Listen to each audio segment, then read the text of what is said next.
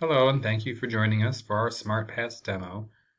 This will be our first in a series. We will also have SmartPass available to showcase a live demo from their end on Wednesday the 21st at 2:30.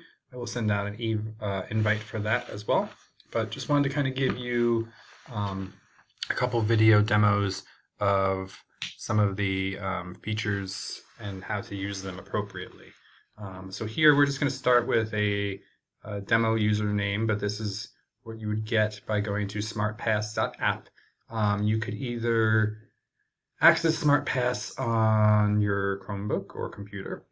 You could also access it through iOS or Android app, and you also can access it through just a browser on your phone. So you could have it up in front of you while you're teaching.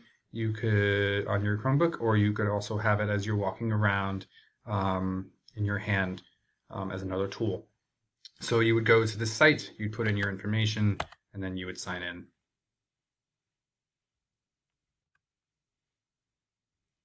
So this would be the first part of the demo.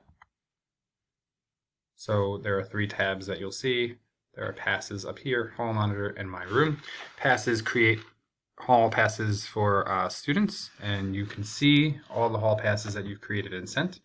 The hall monitor allows you to see all active and current passes in the school and report students for not having a pass.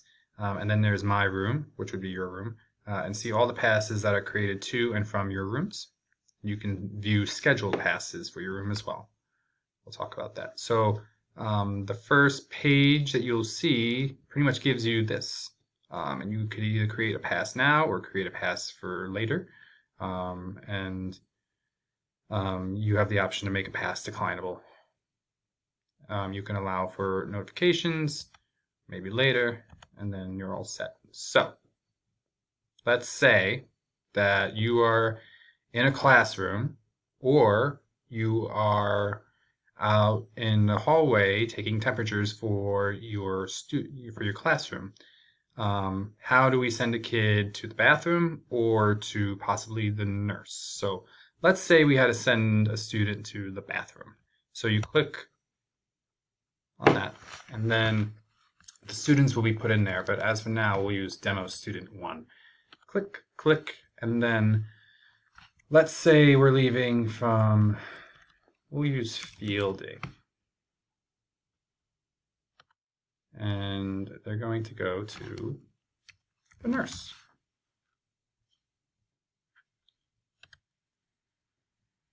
The time that's allotted is predetermined. I've set it at 3 or 4 minutes, depending on where they're going. You can actually give them less time if needed.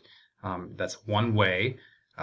We can set passes round trip, but I think right now what we'll do is we'll start it one way. And then what you do is you send the pass. And then the passes, this is one of your active passes. So it counts down as the student leaves, and then you can go on to your teaching. If you click on hall monitor, this is what you would see. Admin would see this so that we would know which person is where in the building. This will eventually help us with contact tracing, which I'll explain in a little bit later.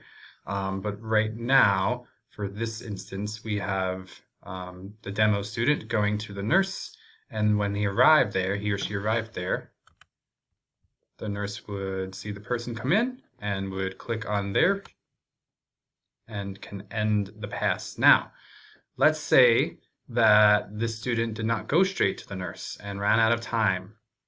It would start counting up. And it counts all the way up until about 15 minutes, I think I set it for. And that would allow the teacher to know that, if it's still open, they see, well, the kid didn't go there. It allows the receiving teacher, such in this case as the nurse, to know, well, this kid hasn't gotten to me yet. And it would also let administration, the front desk, Dan, those sort of people know that there's someone out in the hallway that hasn't gotten to where they belong yet. This would alert us to go out and start searching for them. So let's say the student did get to the nurse. They would end the pass, and that is it, and then they can send one for later.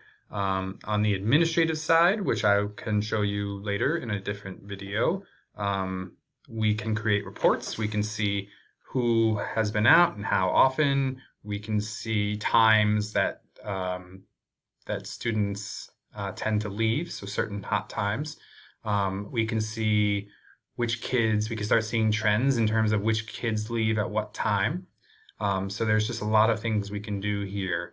The students typically would request their passes, and I'll do this in another video, but they would request their passes through either their Chromebook or their phone. Since we are having a cell phone policy this year, they won't use their phone, they'll use their Chromebook. And students don't need to have their digital pass on them, on their phone or their Chromebook, because anyone who's checking their passes will be able to see their names on the hall monitor piece right here. So that's the first sort of introduction to how to create a pass. Let's just do one more real quick demo kid as well. Let's say this time I am Mr. Adams and I am sending someone to the bathroom. And since I'm on the first floor, so bathrooms I've set for 6 minutes right now. Again, we're probably going to have to play with that, but it is editable here. It is a round trip, and then you send the pass. And there it is again. Kid shows up from the bathroom, back in your room, and pass. If you forget to end the pass and it goes into the 15 minutes or so, or 10 or 11, 12, and you realize that late, and then you click it and you're like, oh, crud, that student was here on time, you could add a note so that when admin's looking for that student to ask them why they were gone for 12 minutes, there could be a note in there saying, I just forgot to end the pass. I will say that when you start, it takes about 3 or 4 days to get accustomed to it, but it seems to definitely, once you get in the groove of it, to be a much quicker process than waiting and getting permission and going to get paper passes, or utilizing some sort of universal class pass, which would not be good for this year. And also, it would limit the amount of just interactions you would have to have with kids passing passes to each other and so forth. So just some of the reasons why we're doing it, on top of being able to contact Trace, we would get reports. And I'll talk about that in some other future videos. So I will stop here and look forward to speaking to you in the next one.